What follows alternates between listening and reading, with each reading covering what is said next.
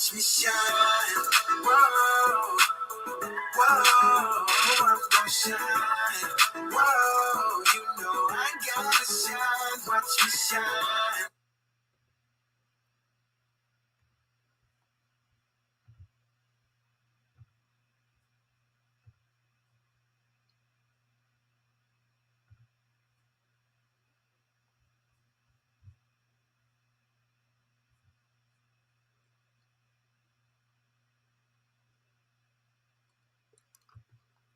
All right, y'all. It is time to shine. It is time to shine. We are going into literally a new month starting this week. So for those who have been tracking with us, welcome to the Run the Jewels podcast show and also vidcast series. I'm your host, King Jules, Julian Smartrimple here. Literally excited for the fall and the winter season that we are in right now. Shout out to those who are the fall and winter babies. I know the weather here in Atlanta is misleading around this time of year because literally we don't have the true fall and winter until the end of the year. But shout out to those that do love when the leaves are falling, when the season is changing, even when the weather is getting a little bit chillier. That you can bust out the pea coats, the cardigans, the sweaters, the hoodies. Definitely it's an exciting part of the year to see the transition of the seasons. And so we are literally stepping into, again, episode 174. But before we literally get ready to bring in our guest hosts, our RTJ lifestyle show was created to spread inspiration to young professionals and millennial entrepreneurs who want to learn how to shine brighter in their careers or their businesses. And so shout out to all of our shining jewels that are listening on the podcast or that are watching the replay with us or catching the live stream. We're here to shine, and we're here to shine brightly, especially as young professionals and entrepreneurs. And so shout out to those that are rocking with us. You can subscribe to the YouTube channel at Julian Smartrimple to see some of our recent season 3 RTJ episodes from podcast season 3. We're literally on season 3. We started this show in this series literally over a year ago, but we are tracking right now on season 3, you all. So we put in the time, we put in the work. We've had a ton of enhancements. And so you can now listen to our podcast show on all podcast platforms. All you have to do is literally search for the Run the Jewels podcast, and you'll see the image that you saw on the previous slide before with my face and the Run the Jewels podcast logo. And so without further ado, we are getting ready to bring in our very special VIP guest to talk about we all have questions about sadness, the hurt we share. For those who may or may not know, we're about to step into October and also the end of this month of September, which is Suicide Prevention Month. And so we're going to be talking all things when it comes to our mental, to keep our mental straight, to keep our mental healthy, and most importantly, to prevent suicide. This is an alarming time of year that a lot of people are on the edge. I've talked to a ton of friends of mine, family members, you name it. There's a ton of folks that are on the edge right now. And so definitely we're going to be finding ways to counteract those mental feelings, those emotions that you may be going through, or a loved one, or even someone that you may not know is going through it right now, because we know since the pandemic began that there's a lot of people who have had to go through significant change in the last year. And so with those who may potentially be losing their job in November from not succumbing to any government mandates, there's a lot of people that are going to be living in a whole different predicament in the next few months. And so we're going to be diving in and talking about all of these things when it pertains to our mental health and also preventing suicide. And so thanks again to those that are rocking with us this evening. If you have any questions at any time for my very special guests that I'm about to get ready to bring on, you can list them in the comment section right below, and we'll get to them shortly. So shout out to you all who are already rocking with us. Shout out to Delta. Shout out to those who are in the live chat already. Definitely share this content with anyone you know that can benefit from this subject, because especially if you are a man, if you are a king, we have to be able to identify and also deal with our emotions and also deal with our mental. We can't avoid it. We can't shy away from it, and we cannot ignore it. And so shout out to those who are tuning in and who are going to be rocking with us this evening. But I'm about to get ready to bring on my very special guest. You saw his image on his flyer at the beginning of the episode. I met this king through another queen that he is literally I believe a co-creator and also co-founder and producer of the J. Rose Experience show. They are literally traveling on tour each and every year to a different city, a major city, to film a whole plethora of different creatives, poets, writers, you name it, that literally stand out in these particular cities. And so I met this king. He works in front of the lens and also behind the lens. And I told this king that I definitely had to have him on the podcast sooner or later. And so the stars were able to align for us to come together this week, and it's perfect timing because we're going to be talking about a lot of projects that he's been working on and that he's even had publicized and also broadcast in Times Square, New York City, the Big Apple.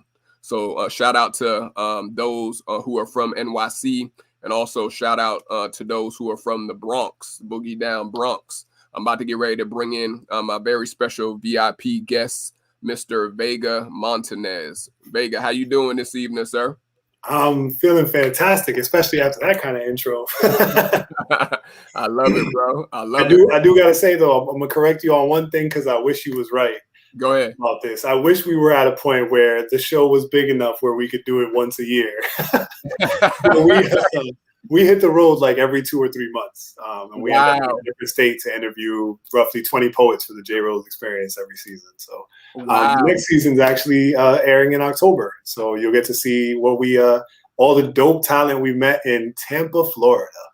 That's what's up, man. That's what's up, and we definitely gonna be talking about the J. Rose Experience. But Vega, for those who may not know you, bro, or they need to definitely know who you are. Let people know where you're originally from. Also, tell us a little bit about your background and also why this was an important subject for you to talk about today. Oh, let's get right into it. So, for anybody who I haven't had the pleasure of meeting, my name is Vega. I am a musician and filmmaker. More so filmmaker now. Music is kind of just more of a fun hobby for me. It's tons of blasting, but. Born in Washington Heights, raised between the Bronx and Providence, Rhode Island. I love Prov City. That is my home. This topic of conversation is huge for me. I've lost a few friends to suicide. And I just look at where we are as a world, myself included. And I was making this joke with my friend the other day, like, even when it comes down to like the people you meet, right? Like we all have so much trauma and trust issues and all this different stuff that just impacts our mental health, along with everything going on in the world outside of what we can control. So mental health is just a big topic right now, and it became much more prominent to me over the last like 2 or 3 years as I dealt with my own issues. You know what I'm saying? So I definitely am excited to chat and share what I can and learn what I can too. Absolutely, bro. And we applaud you. I know, especially for men and also men that are of color like myself and you, that this is a taboo subject to talk about, especially within Hispanic and African-American communities when it comes to literally not shying away from talks or help or assistance when it comes to our mental health. And so we applaud you for your efforts and also for being in this space, especially, King. It's a pleasure and an honor to be accepted. You know what I'm saying? Like it takes the whole village. You feel me? So everybody got to be on board with hearing the crazy guy spout out some stuff, you know what I'm saying, in order for whatever he's saying to make sense. Absolutely. No, that's so true, man. And for those who are just tracking with us, you just heard the introduction from my VIP guest tonight, who is literally going to be talking about his subject matter when it comes to we all have questions about sadness and the hurt that we share. Definitely you're in for a treat this evening. For those who are wanting to have any questions answered, if you have questions with yourself or pertaining to a family member, a friend that you want to ask Vega, you can definitely list it in the comment section below at any time, and we'll make sure to get to them shortly. No question is too erroneous or too large or too small. Vega's an open book. I'm sure he'll be able to answer any questions that you may or may not have for him this evening. But shout out to those who are watching. Absolutely. I'm down to talk about anything. If you're willing to talk, I'm willing to talk. Yeah, man. So even stay with the beginnings of Vega, man. Talk to us, like, how did you get into the creative space? I know, like you said, you're not just behind the camera, you're also someone who's in front of the camera. So talk to us, like, how did you get inspired to get into the creative arts industry? So for me, I was kind of, I always like to say, like, I'm one of those people who was kind of born into it. You know what I'm saying? My pops was a DJ. Like, I was born into a life where he was already a DJ. So I grew up around that, grew up around the party environment. I started meeting celebrities when I was like 6 or 7 years old. You know, like one of the little rips between me and my pops is I lost a baseball cap that was signed by Ice Cube. You know what I'm saying? That at this point would have been like 30 years old. You feel me? So, so, you know, I had the privilege of kind of being born into it. And then on the other side of it too, my grandfather's a mathematician. So I had the privilege of being born into a legacy of people who were understanding and starting to really break into the idea that not everybody is built to simply work their whole life. You know what I'm saying? You got to figure out what the math is for your life in order to determine, like, do I work for people and live comfortably, or do I work for myself and live comfortably? You know what I'm saying? And I think, speaking on mental health, that alone is something that tears people apart every day. You know what I mean? With the combination of external influence, where you got everybody, most of the world right now, hooting and hollering about starting your own business and being self-employed and all this stuff, right? It makes it harder for people who aren't built to be self-employed and are very self-sustained with being the person who can take orders. You know what I'm saying? Because there's all different personality types. So it's like I said, every little thing really impacts the way that you live your life and the way you explore the things around you. And those things need to be addressed in order for you to remain in what we would call like healthy mental space. In my opinion, I'm not a professional, you know what I'm saying? So take me with a grain of salt, but these are things that I've thought through that have worked for me in cases. And I'm still struggling with my own issues. You know what I'm saying? I had a whole week last week where I was just down in the dirt and I couldn't really figure out how to climb out of it. But the key is, you know what I'm saying, to really, for me, is to voice it. You know what I'm saying? Whether people are listening, whether people are not listening, just voicing it and really putting it out there as a real thing. Once it's outside of your body, it's a realer thing than when it's just inside you. You know what I'm saying? So go crazy with it.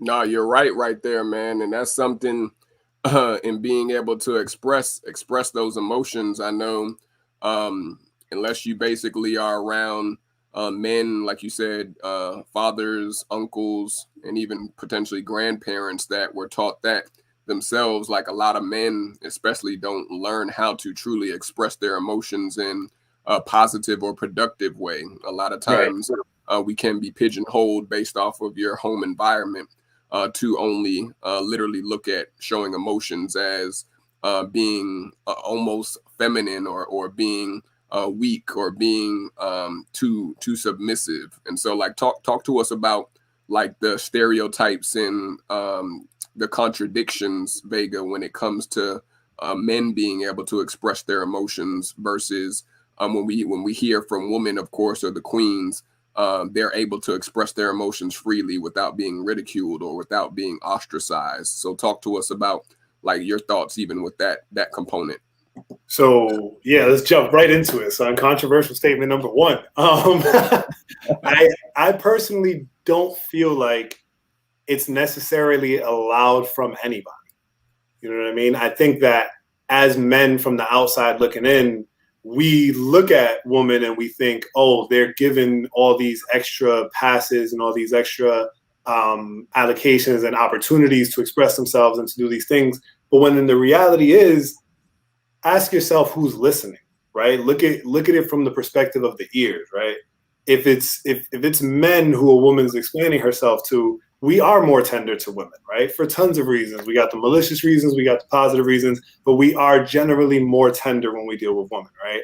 Versus when we deal with men. So now a man comes to express himself, and we're the same ones who are creating the idea that women have a space to speak, but we're the ones stopping men from speaking, right? Like we're the ones not allowing our own boys to engage with us in a conversation that goes a little bit deeper than, damn, bro, I know how you feeling. Come on, let's have a drink. Let's smoke. Let's play some video games. Let's just play some dominoes. Let's watch TV, right? Like we have all these escapism tools that for men and women allow us to get away from our emotions. The difference that I see is, and it's very critical to like how I see relationships, women just like to talk more in general. They have a lot more to say than us. So with men, our communication skills are very short. We're effective, but we're short. You know what I'm saying? What's up? Yo, how you doing? Cool. Right? Like we get to the point very quickly. Women tend to talk a lot more than that. They tell you a little bit more about the details. You get a much more vivid picture that for men, the reason we're opposed to it is because we didn't really ask for that. You know what I'm saying? We don't want the vivid picture. We just want the broad details, and we'll ask you where we need more. You know what I'm saying? But women are just very open. So then being that way, they automatically create a space for themselves to talk about their feelings and their emotions when they sit together and they hang out. When girls have girls' night, the TV's not on. There's no music playing. It's really just them sitting there with glasses of wine and they literally just chatting the whole night, right? As men, we probably watching the game. We're probably playing video games. We're probably playing cards. We're doing something interactive where like we're chilling, but we're like, you know, stimulated. We're doing something a little bit more interactive, right? Versus they get into actual conversation. So I think that amongst other gender roles, that's one of those where like we got to help with stopping it, right? We got to be like, oh yeah, it's not that women have more space to do it. It's that men are not allowing ourselves the space to do it. You know what I'm saying? Like that's on us. They ain't got nothing to do with it. Right. No, that's so true, man. Like you said, it is like I like to say a lot of times a conundrum that the bias is still there even in the 21st century when it comes to the way men and women are free enough to express their emotions and without having judgment placed upon them. And I know that even comes from being in your space from the entertainment side and also the creative art side. Like talk to us, like how have you seen that industry progress when it comes to the artists, the actors, the poets, the entertainers that you've worked with? Like how has it progressed when it comes to that? I'm gonna say something again that so it hasn't at all. Like it's really bad. It's really, really bad, right? To the point where like right now, if you're not actively tuned into the entertainment and the industry news, right? If you just kind of watch about movies that come out, you don't know that the entire crew union is on strike right now. Right? Because they are overworked, underpaid, right? Like understaffed. There are all these new vaccine restrictions make it even harder to get work. And there's all these intricate details that go into the whole business of making a movie, right? Like making a movie is pretty easy if you do it on a basic level by yourself with, you know, with some dope people. But when you get to these levels where there's people who don't do anything creative in charge of the money you get to spend, it gets complicated, right? And that's one of the things that actually drew me into it was I started doing projects and working on set and doing certain things, right? And I would see things and go, well, this doesn't make any sense. Why do you do this way? And the response was simply, we've always done it this way, right? Whenever you hear that, like, if you want to get into the business of coaching, that's the phrase you look for, right? Like, if somebody says, we've always done it this way, that is the perfect person to turn into a customer if you're in the business of coaching, because they have no other idea on how to do anything, and every idea you give them is going to sound great. You feel me? Anything you tell them is going to sound amazing, because nothing they do is out of the ordinary. They've just been doing this the same way. So for me, when I'm on set, right, one of the biggest things that I saw that I didn't like, there's very detailed ways that actors get scheduled to perform, right? But that schedule, it felt like the respect of the person receiving the schedule was kind of thrown out the window, because some actors get the schedule to be on set at 5 a.m. at 12 a.m. midnight. You know what I'm saying? And they literally been up waiting for this schedule to get it. And now if they're late or if they're tired, it's a bad look for them. And it's like, that's not necessarily fair, right? Or the idea of having to be on set 12 to 18 hours when you could just be on set for 8. You know what I mean? Like, it's there's little things where it's like, it's not that hard to fix this problem. So why haven't we fixed the problem? And for me, it felt like, coming into it as someone who wasn't in that side of the industry, coming into it with all the experience from this other side, I was able to really apply that in a way where professional people and people who have been doing this for dozens of years kick it with me, and they're like, yo, this is somebody you got to pay attention to, right? So I'm very blessed to have had those opportunities. And that's major, bro. I didn't even know that a lot of the staff were on strike. I know in New York, y'all got a lot going on right now, bro. I know it's hard to keep up with NYC right now. If you live in New York and you're not stressed right now, you are genuinely God built, bro, because it's not possible. Yeah, that in itself is like, as you said, the stress test is for the typical New Yorker, it's definitely a very stressful time right now that is happening. And for those that are tuning in, for those who just may have watched us or are listening on the replay or on the podcast, I'm here with my very special guest, Mr. Vega Montanez, who is talking about, we all have questions about sadness, the hurt we share, and we're literally diving into how he got into the entertainment and film industry, and even how he's had award-winning projects that he's done in the past, and even currently right now that he's making some major moves as a creator and also a producer, a director. He's played all different roles, even I'm sure into acting and spoken word. And so if you have any questions for Vega at any time of the interview this evening, you can feel free to list them below in the comment section. This is an interactive show. I know that you all probably have some questions that you want to have Vega answer. And so feel free to put them in the chat. No question is too wild or too outrageous. Definitely, we're here in a safe space. And so feel free to put any comments or any questions in the comment thread. But I definitely wanted to know, man, about like, how has things shifted with your creative genius and also your creative strategies since the pandemic started last year? Like, talk to us about, like, how have things shifted from last year to this year? I know we're almost at the last 2 months of the year coming up shortly, but how have things progressed for you? So that's the funny thing about it. I'm one of those pandemic babies, you know.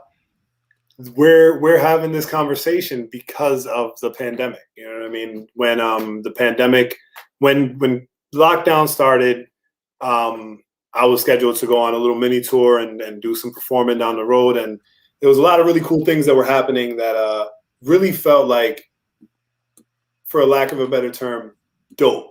I finally made it. You know what I'm saying? Like, it was that moment where I felt like music is finally hitting. And I had been doing pretty well, but it felt like this is the moment it's about to really go crazy good. And then we got shut down. So I sat home and I was like, what do I do now? And I have, Bryce Jones, who's the star of the film The Hurt We Share, is one of my very, very good friends. And I hit him up and I was like, yo, you don't have any roles coming up right now, right? Cool, all right. So, like, if I wrote a movie, would you be down to just be in it? He was like, yeah, that don't sound too crazy. I'm down, you know what I'm saying? Write it. So I had written the script before, but it had been a little while. So I was like, let's see what I come up with. So wrote the script out, and then I sent it to him, and he was like, yo, I definitely want to be a part of this. This is going to be crazy. Like, all right, cool. Gave me a little more confidence. At that time, I was like, I want to be as fair as possible. I don't want people to ever look at Bryce and say, oh, you only got this role because you knew Vega already or anything like that. So I was like, yo, let me run some auditions, get some people, you know what I'm saying? And we just see who the best pick is. And, ultimately the team was like, Bryce is the option. So cool. That worked out fantastic on my end. It's great. We got the paperwork. Eat it. But that led to making the film. And then, that kind of really just blew up amazingly, right? And having the quarantine time gave me the opportunity to really teach myself on the go, because I'd never done anything like this before, right? Like I'd put out 4 albums by myself, and 2 of them with some help from some independent teams. But I put out 4 albums by myself. 1 was nominated for an Independent Music Award, right? So like that was like, all right, that gave me the confidence to try this. But this is a whole different thing. There's so much more elements to learn. It's a completely team sport. You got to get a lot of people involved to really make it work right. And just a lot of different details that go into it. So quarantine gave me the opportunity to really be and allow myself to be the perfectionist that I can be. You know what I'm saying? Like there's a lot of time where I get sucked into a project and sucked into making it perfect, but the time to do that is not there. So it's kind of like somewhere in the middle of what I'm super comfortable with, what I feel like I could accomplish in the time versus what I got out. With this film, it's even gotten to a point where like Bryce and I will have conversations. Yvette and I, who starred in the film and associate produced, will have conversations, and we're like, yo, we are so much further than what this movie is right now, like with everything that we've done in the short amount of time. But it's amazing to look at it and go, wow, this is what we did as the best we could do at that time. And it's still great, right? Like that's the feedback we're getting so far. People think it's great, which is if you're in New York, we're doing a pop-up screening completely for free this Saturday, one time, 6 to 10. Anybody who wants to come through, just I'll put the link in the comments, or I'll send it to Julian, and then you can grab your ticket completely free. See you there. You know what I'm saying? Absolutely. We got to support the local artisans and the creatives. That's important, especially to support your work. I know I've seen you work firsthand, you and the team that y'all have, and then I know you're a part of a ton of other projects outside of the one we met on. And so it's all about literally having people be able to see your work, and also to be able to give you feedback on what they like, or even what they thought about when they saw your piece for the first time. And so I know we're going to be diving in to talk about your recent project, because I know that's the main reason why we're here, to talk about how y'all got literally put on the billboard in Times Square. I know that was a tremendous achievement when you had posted it in the last few months on IG. And so that's something that people wish that they can have their project, or even their image, or their actors put on Times Square billboards. And so we're going to definitely dive into that shortly. But we're going to give a shout out to our VIP sponsor. Each episode for season 3, we've had VIP sponsors. And so take a look and see who our VIP sponsor is for tonight's very special episode.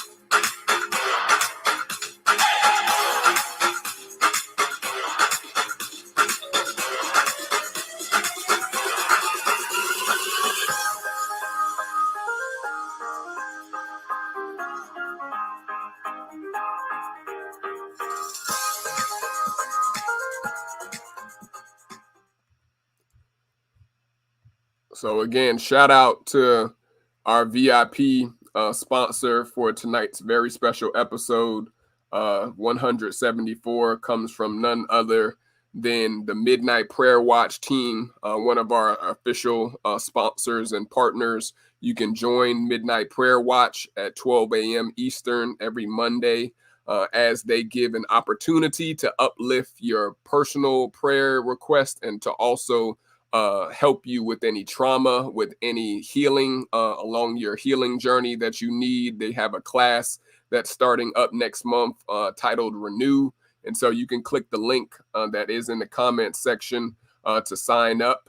It's a virtual class, so you don't have to be in person. But we're here talking, again, mental health awareness. And so this is our VIP sponsor this evening, comes from none other than Midnight Prayer Watch. And you can, again, click the link to find out how to sign up for any of their upcoming services or even any of their upcoming watches that they do each and every Monday at midnight.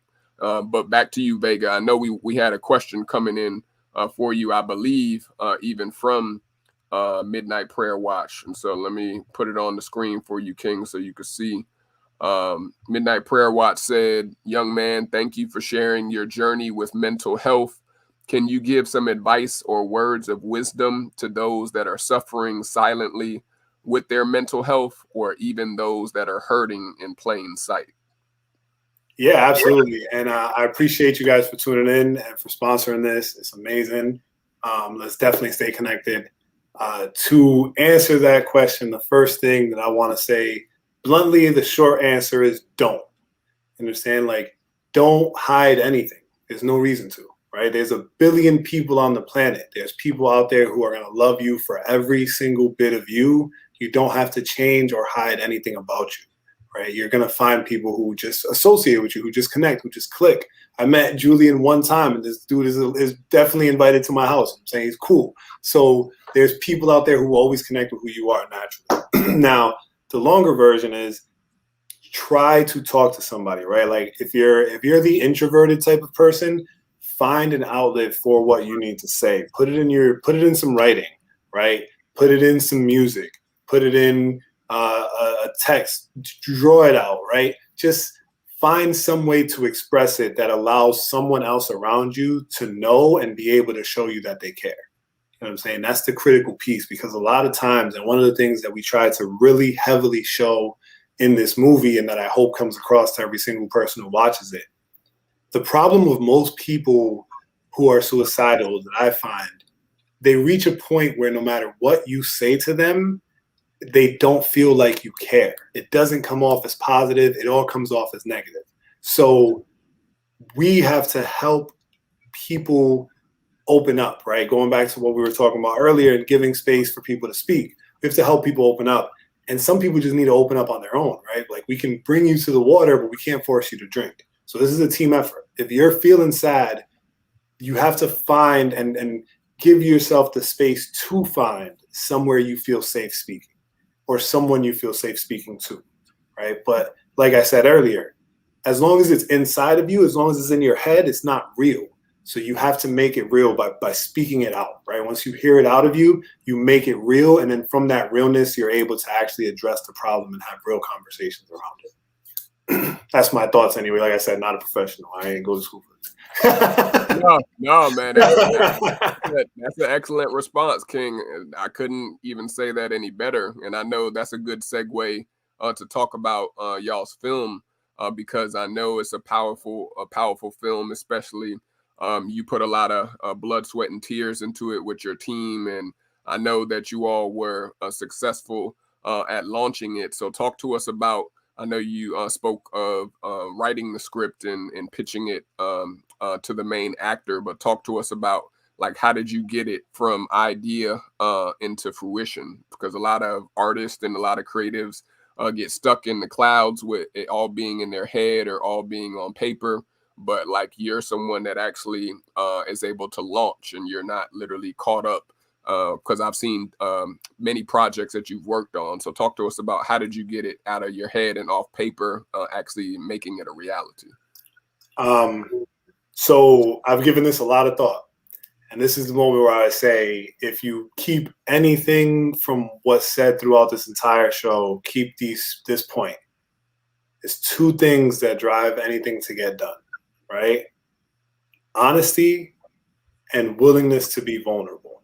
So you got to be willing to ask for help, and you got to be honest about the help you need. Because if you ask for help and you're not honest about the help you need, you're not going to get the right help. It's a very simple equation, right? And if you don't ask for help, you're never going to get help. So you have to be willing to do that. So going back to how I introduced Bryce to the script and how pretty much everyone got involved, right? When I spoke to them, I said exactly what I intended to do. I have a very small budget for this film. It's probably only enough to pay to get it done. None of us will really get paid up front. This will be something that builds your portfolio. And I'm not going to promise you you're going to make $1 million off of this movie if it sells on the back end. I'm not even going to promise you it's selling on the back end. What I will promise you, if this is really what you want to do, this movie will be a stepping stone for your career. You know what I'm saying? But you're going to have to help me and put the time into it as if we were paying you $1 million right now, because that's the only way it's going to really effectively get done, right? So once right there, I showed my vulnerability. I need you guys to do this project. If you all say no, this stays right here. There's nowhere it's going to go from here, right? That's my vulnerability in this. And I don't have the funds that are required to make this happen, right? We made this movie on a budget of $10,000. That's literally paying for equipment, travel, crew, expenses, everything, right? So, and we did it in 14 days. And this is the first movie I've ever made. And it's an hour and 20 minutes long, right? Like, we didn't even go the short route. We said, we're going to do this all the way or we not, right? So it's really about that. And I think that ends up applying to pretty much everything in your life, right? Like, no matter what approach you want to take, no matter what direction you're going in life, anytime you hit a crossroad and you're with people and you're stuck, you got to be honest and say, yo, I'm stuck. And you got to be vulnerable and say, I need help. Somebody grab this arm and pull me out. No, that's so true right there, man. And even when it comes to men, us not being able to, or not being able to, we just sometimes forget to ask for help and be real and vulnerable and transparent when we don't have it, when we don't have, as you said, enough to feed the whole cast or the whole hood. We don't have all the resources up front, but this is more like a passion project that we want you to literally be a part of this project, because it could have, as you said, returns on the back end. But for right now, we're just literally going off of this passion and the funds that you just said. And so, like, talk to us, Vega, when it comes to, like, why do you think us as kings and us as men choose not to ask for help, or choose not to let our coattails or our transparency show when we know we don't have the resources, we know we don't have even potentially the people that can support you, because you're choosing not to ask because of pride or stubbornness? I've thought about this a lot too. The answer to that question, in my opinion, is society has taught all of us, men and women alike, that if I'm winning, that means you're losing, vice versa. And that's not how it works at all. You know what I'm saying? Like, if I'm making a movie over here, you could literally be making a movie next door, and it's not going to change anything that's happening with me, right? So I think that is literally the biggest key is, yo, take a second and realize, like, me helping you or you helping me helps all of us. We don't lose in this situation. And I say society has forced us to feel that way because I'm competitive, right? But I'm, like, playfully competitive. There's different levels of competitiveness, right? Like, I'm playfully competitive. If there's no real stakes on the line and we are just having fun and I know I'm better than you at this, you're going to know I'm better than you. That's for sure, right? If there's real stakes on the line and we talking about your livelihood and my livelihood, fuck who's better. Let's figure out how to make this work. You know what I'm saying? Because me getting half of 50 is better than me trying to get 10 out of 100 every time. That's so true. You know what I'm saying? So let's split this work in half. You take 50, I take 50. We end up with 40, and now we both got 20. That's still better than me working by myself, no matter how you look at it. You know what I'm saying? So that is what I genuinely think, right? And for me, I think that perspective comes heavily from being a hip hop artist, right? And not necessarily walking away from it, but taking a step back and saying, okay, maybe I don't want to play this game, right? Because in hip hop, there is no space for that. It's all about number ones, and women get it the worst because there can't even be a number 2 or 3. It's literally just one. You know what I'm saying? But with men, it's like, you know, J. Cole just addressed in one of his recent tracks where he's like, yo, I'm comfortable with being third place if that's where you guys want to rank me. Like, I'm not fighting for I'm not fighting for positions, fam. Like, put me wherever you want. Just show up to the concert. I'm good. Right. You know? So I think, like, the more people start waking up to this idea that you winning doesn't mean I lose, we're going to have more people winning. You know what I'm saying? Like, a couple people that can't make it to the premiere this Saturday that I know very personally, I've known them for a few years. We've worked together. We've seen each other come up. They were like, yo, I'm so sorry I can't make it because I'm booked for this gig. And I'm like, no, that's a good thing. That's what's supposed to happen. You're supposed to say I can't make it because I'm booked for this gig. You're not supposed to say I can't make it because I'm broke. That's where the problem would be. You feel me? We've been at this for like 5 or 6 years since I known you, running similar races, right? Like we in this together, bro. Like if you was far behind me, then I'd have a problem with that. But you're booked. You're gonna be DJing this weekend, and that means you can't come to this event that I'm doing because it's at the same time. And that's cool. Maybe we can link up at the after party. Stay with that point too, right there, bro. I know a lot of people that are businessmen and women or entrepreneurs or creatives sometimes may struggle with finding their tribe and not trying to think as wide or broad, but like really getting niche down to like, these are my supporters, these are my VIPs, these are we call them fellow jewels on the RTJ show. So like how did you weed out those who were, I like to call them slicksters, that were just trying to be nosy because they just saw you doing some moves or doing some activity, but they really weren't trying to necessarily support you, or even potential haters or fakers? Like how did you go through the process of really finding your true tribe and your supporters? The quick answer, I've been doing it my whole life. Like most of the people that I work with, I have long-term relationships with, or they have a long-term relationship with somebody I have a long-term relationship with. So just by extension, like, you know, that's the hood in me, where like by extension, if this person says you good, you automatically at the same level as them. You know what I'm saying? Like you good to that same degree out the gate, right? Like now you start at 100% trust, is up to you to bring it to 0. You know what I'm saying? Let's not do that, right? So that's part of it, right? And then it's funny you say find your tribe, because that's one of the hashtags that I use. I'm a Stage 32 brand ambassador, and that's also a hashtag for them. But it's not necessarily it's find your tribe, right? And that doesn't stop, right? You're always finding your tribe, because the reality is, if you think about a tribe, right, the leader can't lead the tribe forever.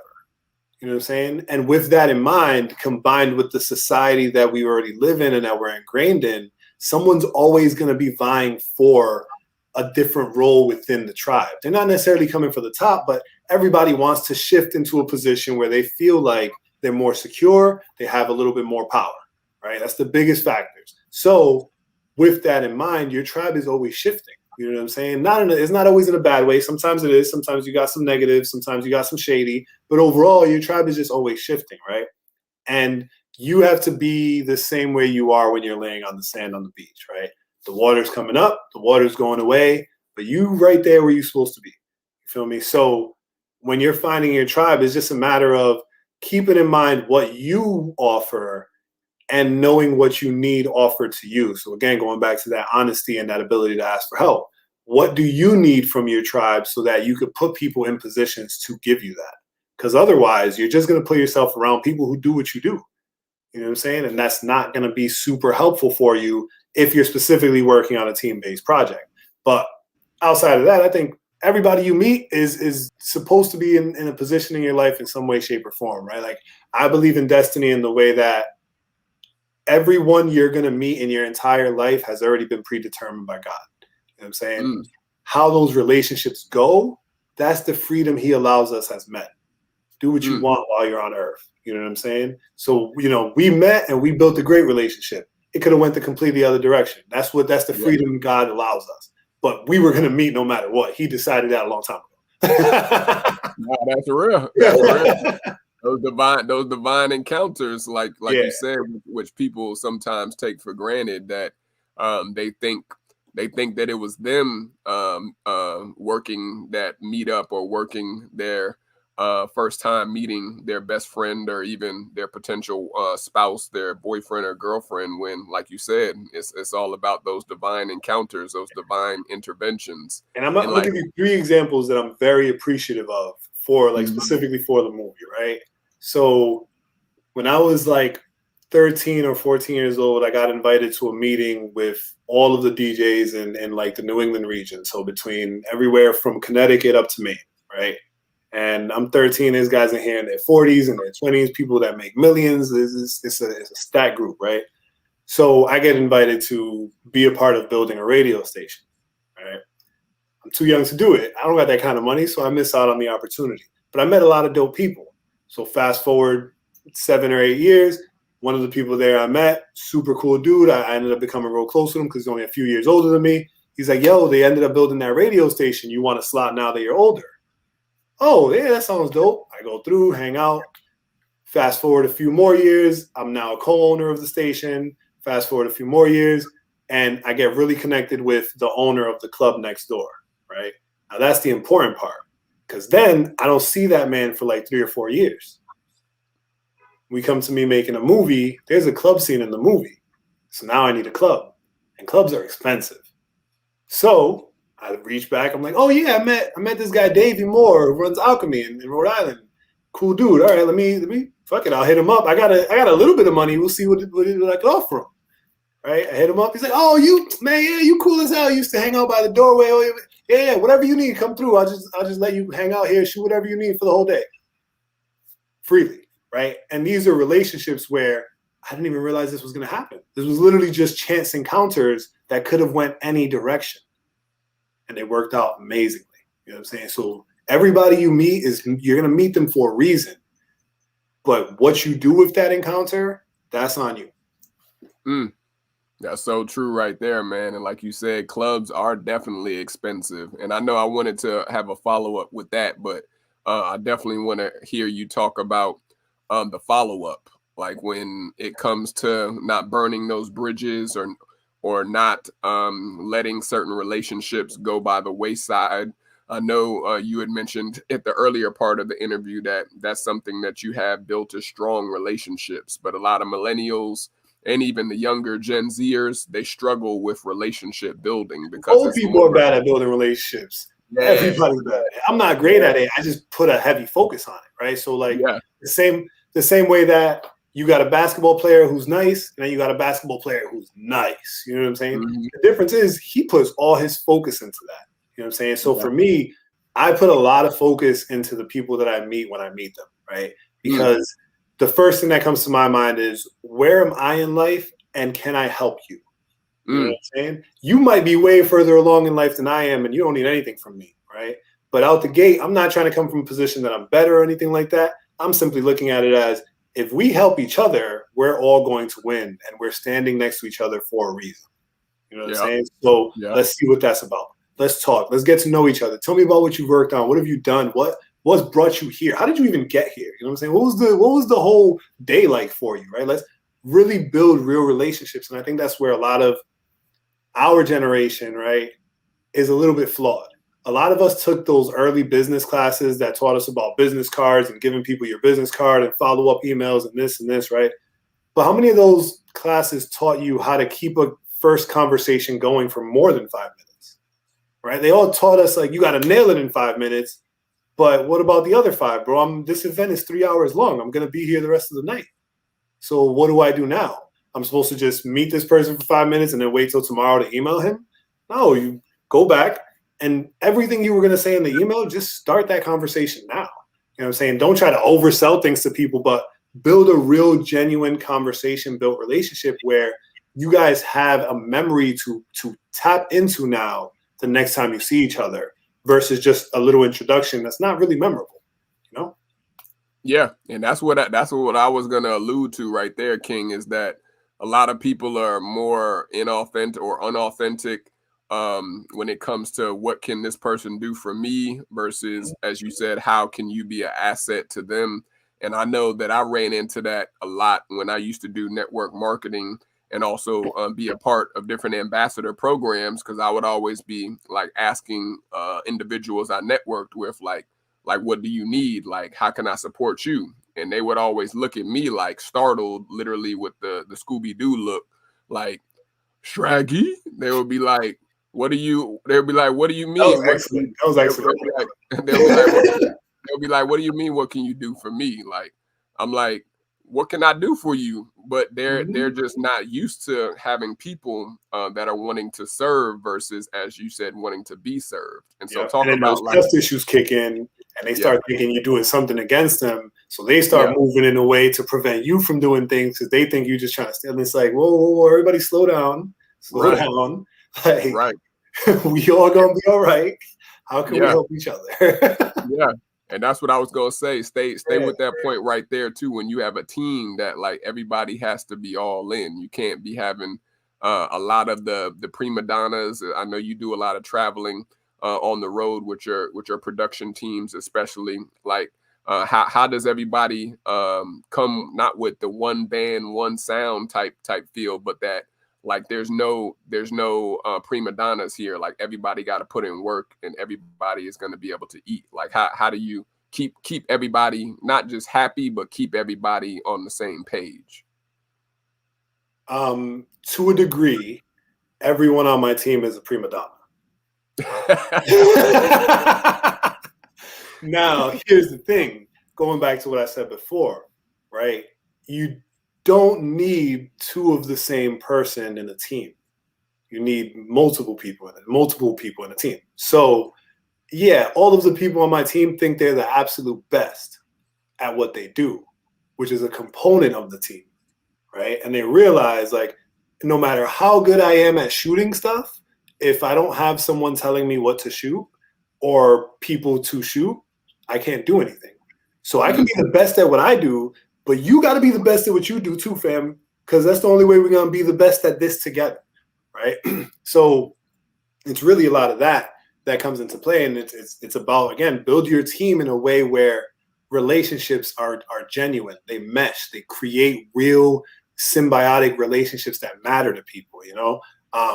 When we have disagreements on set, because they happen, we're all human. Nobody's going to agree on everything. That's why I don't believe in most conspiracy theories, because like there's no way you're going to convince me 100 people in the same room agree on this. It's not even mathematically real, bro. So other note, but we have disagreements, and when we have disagreements, they hurt everyone. You know what I'm saying? Because we all understand the passion that's coming from this person and why they're feeling this way, and now we have to shut that down. Because they might not be wrong, they're just wrong for the moment. For what we're trying to do in this second, it's not right. But it doesn't mean you're wrong. That shit is probably still the smartest thing we could do if the scenario was a little bit different. You know? And I think that's really the key. And that comes down to the communication within your team, right? So like when I work with my team and my teams, right? Because I work with a couple of teams throughout the country. When I work with the people I work with, everybody's under the same understanding. We all respect each other. We all admire what each other does, right? And we all just want the best. None of us is here to make something bad, right? So even if we have a bad idea, the idea was not bad on purpose. It's just happened to be bad. So it gives us the space to talk to each other, to say, hey, I know that you have a role that if we were on paper, it's above me, but I was thinking this could work to help out what you do. Right. So now you knowing you are the best at what you do, or else you wouldn't be here, take a moment and let yourself be vulnerable and say, okay, could this improve me? Or can I teach this person something about why that's not going to work? Right. It's never just nah, we don't do that because I said so, or I just want it this way. Like, no, everybody gets an explanation. Everybody's allowed to ask questions, and we just need to get the project done. To a level, we'll quell it down if it gets out of control, right? And then hierarchies do kick in. But overall, we're a community, we're a team, we working for the same thing. You know what I'm saying? So if you got the shot, take the shot, fam. I'm covered. Or if you see I'm open and you covered, swing that. I might not be nice at taking the shot, but I'm gonna do my best because I learned from you. You know what I'm saying? So which I actually had a really funny moment about that on the last movie I was on. We were shooting in Oklahoma. I clearly wear glasses because I can't see, not because it's like I can't see. So the cameraman had to run to the bathroom. Something happened. Oh, the other cameraman was like fixing an issue with one of the cameras, and this great moment is happening. Like from a director's view, I'm like, we can't miss this. So I pick up the camera and I start doing the shot, right? And like everything they taught me is applying perfectly. I got this. However, I can't see, so I can't get the focus right, and that's where my limitation is peaked. Right. So my team has taught me everything we need to make this perfect. If they would have put a 20-inch screen on there, I would have been straight. But that's not a realistic option. And that's why we keep the best people around us, right? So now, even though I couldn't get the shot, by the time somebody saw that I was struggling and came running over, they were able to get the rest of it because we were already in the right place. I didn't mess the settings up. I didn't move something where it was supposed to be, you know what I'm saying? And nobody had to be afraid that I was holding the camera. They just realized after that it wasn't working out. No, I get it. And like you said, being in the right place at the right time and having that support system, as you said, will save you a lot of stress and also a lot of heartache. And then if you're money driven, it'll save you mad money too. Yeah, you're right, bro. You're right. And I know as we are winding down shortly, I definitely wanted you to let people know about the hurt we share. I know they're gonna have to, of course, watch it, especially if they're in NYC or when it comes, we're gonna speak it into existence online for others. It's coming. It's coming to a major streaming platform early next year. I can't say which one yet, but I love it. It's you're going to be able to watch it from wherever you want to watch it. You know what I'm saying? I love it. But if you are in New York and you want to see it a little bit earlier than most people and really get a unique experience, because I'm telling you right now, I don't know much about the film industry, but I'm going to make a wild guess that not many people have premiered a movie in the way that we're going to be doing this on Saturday.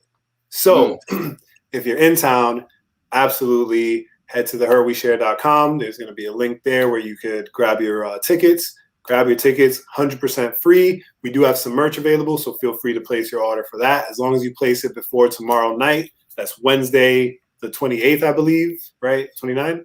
Yeah, 29. 29, Wednesday the 29th. As long as you place it by 5 p.m. Wednesday the 29th and you show up to the premiere, you will get it on Saturday. Otherwise, we'll just ship it to you. Thank you for being supportive.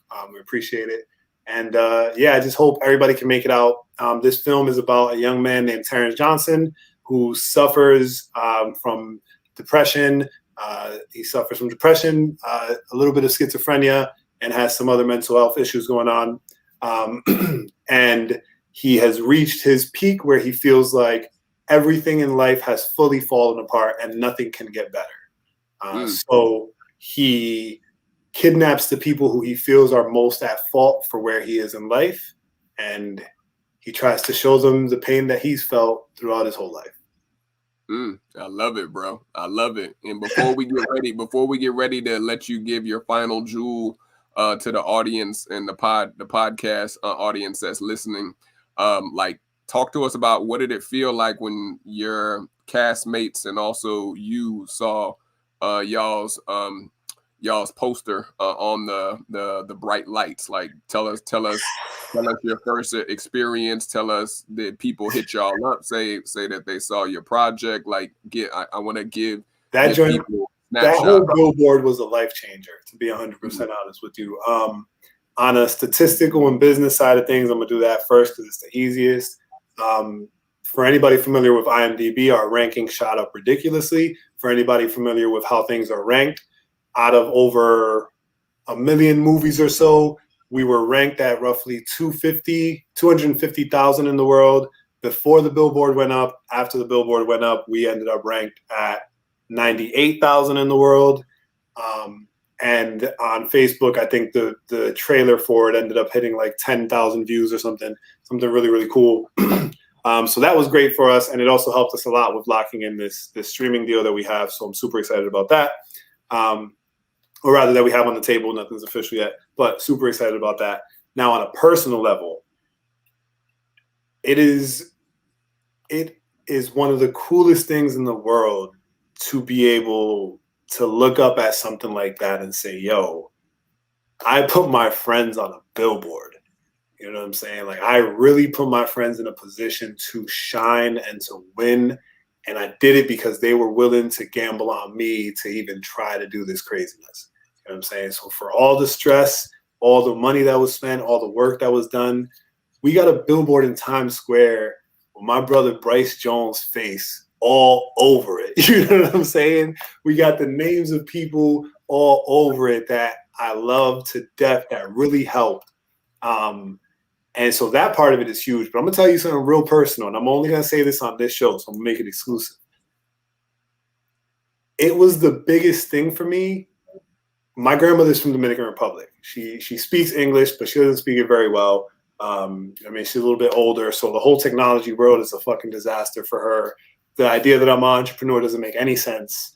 And so the billboard was the first time that I was able to show her something and be like, look, this is what I do. You know what I'm saying? And she finally, like, I've shown her tons of stuff, but she finally took that and was like, yo, so this is what you do. You make movies. I'm like, I've been saying this for years. Like, I've been saying this for a whole year. Like, every time I go anywhere, I call you, I let you know, I'm flying here, making a movie. You know what I'm saying? Give me some blessings on this flight so everything is straight, right? But that was what she understood, was I've seen other important, rich people, expensive shit up here. I've seen people who don't work a regular job on here and put stuff on here. So it finally clicked for her, like, I'm not there yet all the way, but this is what I'm working on. So yeah, I do have a job. It's a really hard job, and I don't get paid all the time, but it's working right now. You feel me? And like, that was the biggest thing about it for me, was like, it was that eye-opening moment for my grandmother. You know what I'm saying? Where like, she stays with me during the summertime when she comes to the country from DR. So like, even seeing me take a meeting now is a whole other level of respect. You know what I'm saying? Like, she'll lower her voice, so she'll be a little quieter. Before, she didn't give a fuck. She'd come up to me and ask me to do some wild shit while I'm on the phone with people, and I'm just like, what do I do here? You know what I'm saying? But now, like, there's a certain level of understanding that's just there, that it just feels great. You know what I'm saying? It feels great to be able to make your family proud in that way, you know? Yeah, man. Shout out to Abuela. Definitely, it's important when it comes to letting our family members see our shine, whether it's in the bright lights or whether it's just period, because there's a ton of family members that just won't get it until like you said, you are literally already there. And so definitely shout out to you and your team. I know we've come to the end of our interview session, where we allow our guests to leave a final jewel of wisdom or a final jewel for thought on the subject matter that we've talked about this evening. I know we talked about your creative process and how you got into the entertainment industry. We talked about your beginnings of even being a DJ, and then pivoting, of course, to the film and production side. We've talked about the creation of the film, The Hurt We Share. What would be a final jewel of wisdom that you want to leave with the audience this evening, Vega? Well, real quick, shout out Miss Yvette Smart with that quote. That is a great summary of what I said in a really long way. So I appreciate that. I'm going to try to memorize that, make it a little easier. The jewel, self-love is hard, but you got to do it, right? And I say it that way because I feel like the whole world is preaching self-love and self-care and loving yourself. But the true thing about it is, you got to know who you are before you can love that person. And I don't think that there's enough emphasis being put on people spending the time to really get to know yourself. Get to know what you like, get to know what you don't like, your boundaries, things that make you uncomfortable, your triggers, your traumas. Like, really spend some time figuring out who you are as a person. Because until you do that, you can't really love yourself, because you don't really know who that is. You know what I'm saying? The same way you wouldn't love a stranger, you can't be a stranger to yourself. You know what I'm saying? And you can't expect people to respect the boundaries that you don't even understand. You know, so spend some time just kind of getting to know yourself, do a little self-discovery, take some laps around the park, and really get off of everything. Whatever it is that you do regularly, just stop doing that for a little while and spend some time with you and figure out who am I. I'm saying, and that's a never ending journey. So don't feel like you got to figure this shit out in like a week or so. And then it's an ongoing process. I believe people change every day. You should change every day because we evolve every day. We learn new things every day. So that's the jewel from that. And very quickly to answer Midnight Prayer, you can continue supporting the work just by following us and staying connected to what we're doing, right? Like right now we are playing very heavily in the social media game where those interactions matter. You understand? Like they really make a huge difference. That one like, that one comment, that 3 seconds it takes to share something, like those things actually do make a huge impact. And I'm saying that from the perspective of like, I've done music for a very long time. And even when social media really took over music, I never felt shut out because of the lack of interaction or anything, right? Because I was an individual.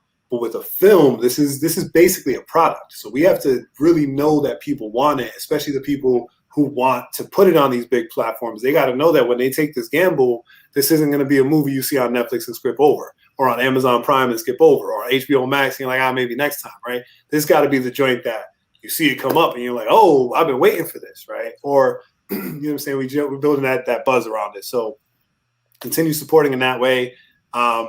There are more projects coming up that we're going to be doing some really interesting fundraising attempts for, especially my focus on small business and entrepreneurs. I'll keep it short, but being able to help elevate small businesses is very important to me. So I've been trying to figure out ways where we can get some sort of cross promotion, cross collaboration going, with small businesses helping to fund these films with the same type of product placement that Coca-Cola gets in Marvel movies, or that BMW gets in James Bond movies and stuff like that. Like we can do the same thing with your products in smaller scale movies that we can guarantee make an impact in the communities you live in, so that has an impact on your brand.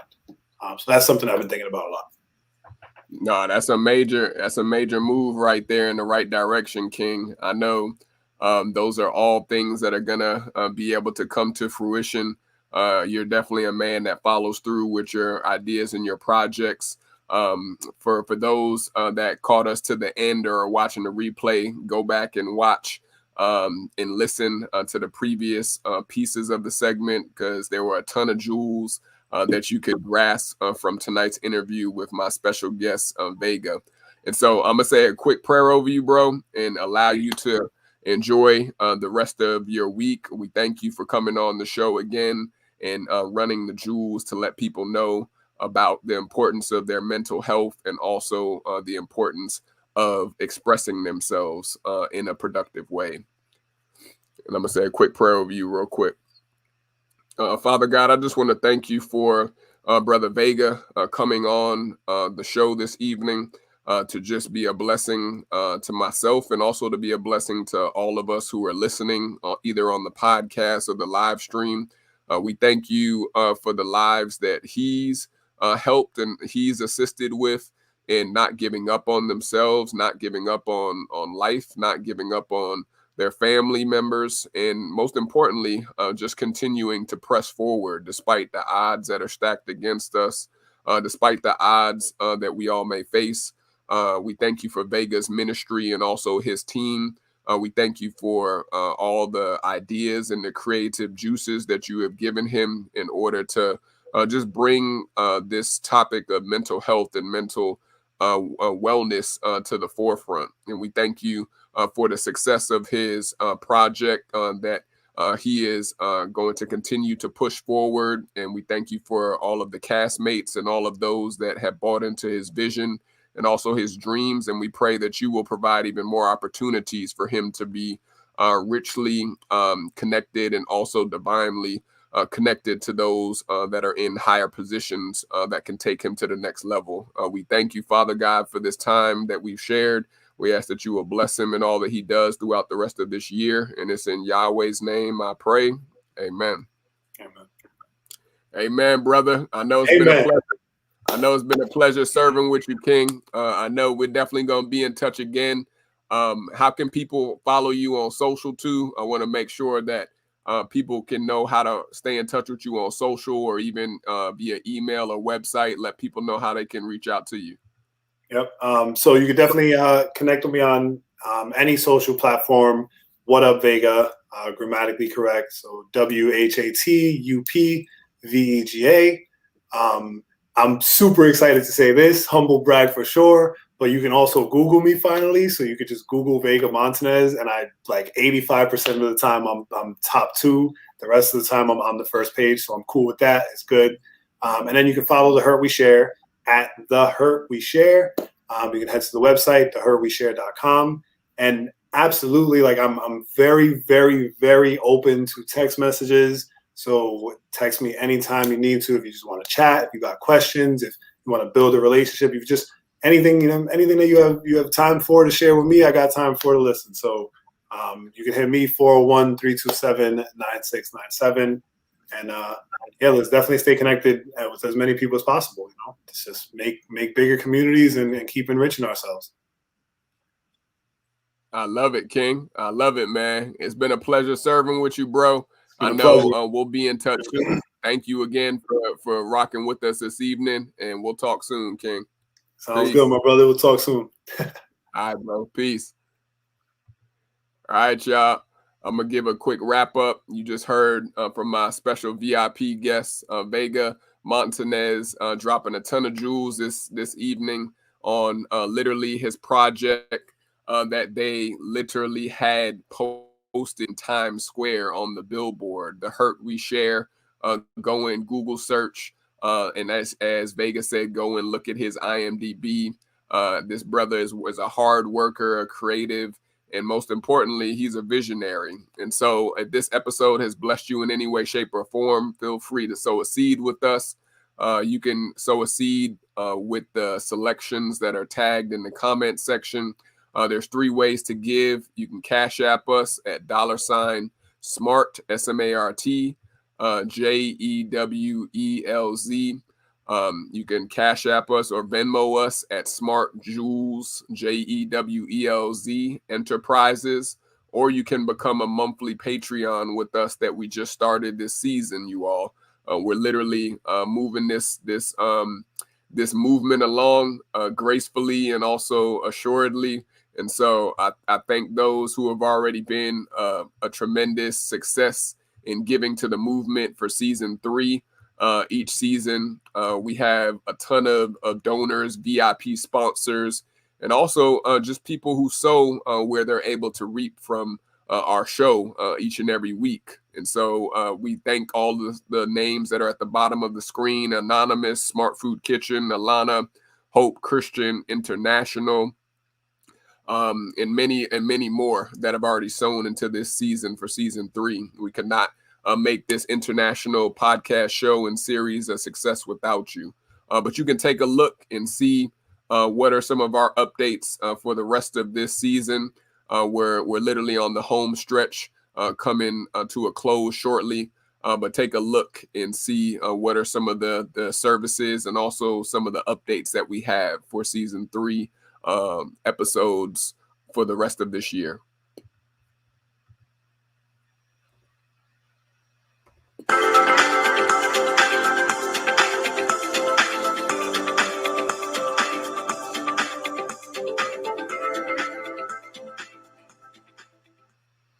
So we have International Podcast Day coming up this week. And so for those who are wanting to start a podcast, you're wanting to start a show, a series, we are able to provide the tools, the resources, and the coaching to help you shine. And so you can visit us at www.smartjewelsenterprises.org, and you can see some of the services that we provide. Our clients that we've been helping out this year. We've been helping them with podcast show creation, live streaming services, multi-streaming technical assistance. If you need somebody behind the scenes, making your show or making your podcast run seamlessly and smoothly. If you are an educator like myself, if you are needing virtual classroom meeting solutions, webinar hosting, if you are someone that wants to get courses, we're working with some clients right now to get some of their business professional courses and real estate courses and spirituality courses. Definitely click the link that's tagged in the comment section to see how we can help you get your show to be more professional and to also get your show off the ground. And so you could also follow us at www.smartjewelsenterprises.org. And you heard me speak about this for season 3. We just started our Patreon account for our loyal VIP Jewel subscribers, 3 levels that you can come in at to give. These are for our loyal patrons and loyal VIP Jewels. And so there's gold, diamond, and platinum levels of giving. And you can click the link to see how you can sign up to be a monthly Patreon with us.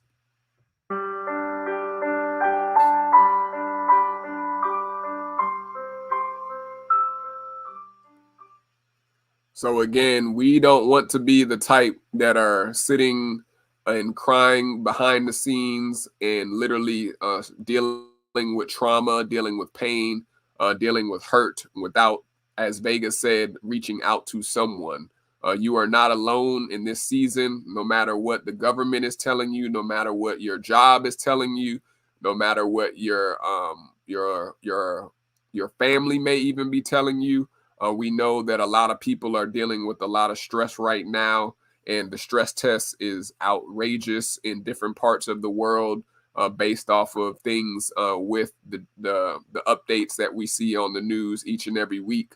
But just know you are not alone. There's services from our VIP sponsor, MPW Midnight Prayer Watch, that they have coming up for women, for the queens that need help or assistance. If you're dealing with trauma, if you're dealing with any type of pain, any type of setback, you definitely can sign up for their virtual class titled Renew by also clicking the link that was tagged in the comment section.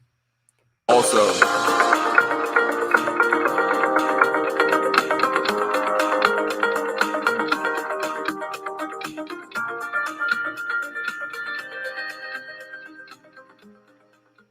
and we also have our community of jewels that have participated in the Smart Jewels Institute that we launched our online courses at the end of last year. We're building out even more courses this year that stem from personal development to financial education and financial wellness and freedom, all the way to health and wellness. And so those are our 3 pillars: financial wellness, health and wellness, and personal development. But all young professionals and entrepreneurs can benefit from our courses. And so you could take a look at www.smartjewelsenterprises.org, not .com, to see more about our Smart Jewels Institute and to sign up for our upcoming fall enrollment. Next week, to start off the new month, we have our very special guest, Miss Arlene Peterson. She's going to be talking to us about picking up the pieces of your career, the pandemic edition. And so this is for those who have had to make a career pivot, a career flip from due to the COVID-19 pandemic, and also potentially even coming up in November if your job is mandating you to do something that you're not willing to confirm or confine yourselves to. You may be in need of a career pivot or a career move that is different from where you work at right now. And so you won't want to miss next week's episode with my very special guest, Miss Arlene Peterson, at 7:30 p.m. Eastern every Tuesday. We're locked and loaded on Facebook. We're on YouTube. We're even going to be starting to stream off of Twitter Spaces, and then LinkedIn too is where we post a lot of our replays. And so you won't be disappointed next week for episode 175. You can search for our podcast show. We are on all podcast platforms: Anchor, Google, Spotify, Apple, Stitcher, Pandora, Amazon, iHeartRadio. Literally, we're on all different podcast platforms. Wherever you listen to your favorite podcast, go and take a look at some of our episodes that we've released from season 1. Each and every week, we try to release our new episode. That is a podcast episode, while every Tuesday we host our new episodes for season 3. But definitely take a look at some of our previous jewels who have been on the show that have made our tapestry a success with the RTJ lifestyle show movement. It's been a pleasure serving you all this evening. Again, if this episode has blessed you in any type of way, feel free to sow a seed. No seed is too large or too small. But I'm just a humbled host, King Jules here, wanting to make sure that nobody leaves this earth before their time or dies prematurely. And most importantly, that we're taking care of our health and wellness, because we can have all the money in the world, we can have all the prestige, but if your health is not at the utmost high level or degree, then what's the purpose of not being able to enjoy the fruits of your labor? And so those are my final jewels for thought. This is King Jules signing off this evening. Make sure you take care of your health and wellness, your mind, your body, and also your soul. And make sure that you are reaching out to people during this holiday season that is coming up, because there are people that are suffering and struggling and potentially even dying in silence, when all it may take is someone's light, someone's voice, to bring them out of that dark area or that dark pit that they may be trapped in. And so we have to open our mouth. We have to check on our family and our friends and our loved ones and do not let people slide with having them think that you do not care about them, and that we do not know how to pick up a phone or even text someone to make sure that they're all right. So those are my final jewels for thought. It's been a pleasure rocking with you all this evening. Stay hydrated, stay blessed. Take care of yourself. And until we meet again, peace.